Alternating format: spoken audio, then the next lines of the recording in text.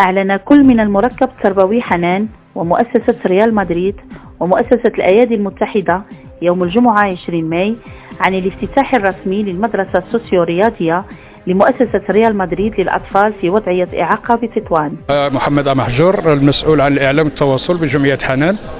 اليوم نحن في عز هذا النهار نقوم بتحقيق حلم سابق كثيرا ما راودنا، ألا وهو خلق مدرسة كروية للأطفال المعاقين وذلك في وضعية إعاقة، وذلك لدمجهم الدمج الكامل والشامل في المجتمع.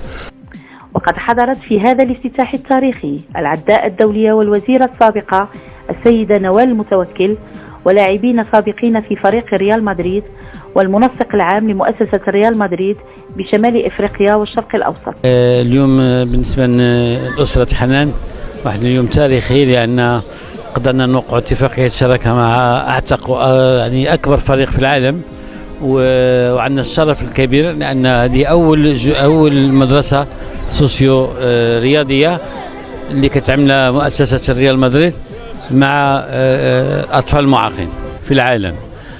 وتدخل هذه المبادرة الطيبة في إطار مشروع الدمج التربوي والرياضي والاجتماعي للأطفال في وضعية إعاقة، ممول من طرف مؤسسة ريال مدريد ومنظمة الأيادي المتحدة الإسبانيتين، وبتعاون مع الأكاديمية الجهوية للتربية والتكوين لجهة طنجة تطوان الحسيمة والمديرية الإقليمية لوزارة التربية الوطنية بتطوان. تواجدي في هذا المركز السوسيو رياضي ثقافي اللي كيعني بواحد الفئة اللي معاقة واللي محتاجة باش أنها تمد لها يد المساعدة، وهذا المركز هذا اللي عطف عليه سيدنا الله ينصره كل الإمكانيات المادية والمعنوية باش تعطلوا الأهمية القصوى والكبرى لتخفيف على العبء على الوالدين.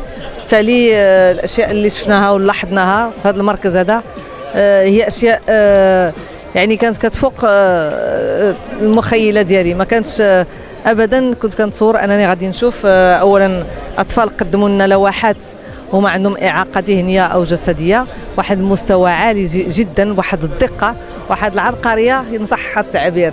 وفي نهاية الحدث المتميز تم تكريم الأبطال الأولمبيين والفرقة المسرحية للمركب التربوي حنان التي شاركت مؤخرا في المهرجان العربي الأول للمواهب الخاصة ببيروت.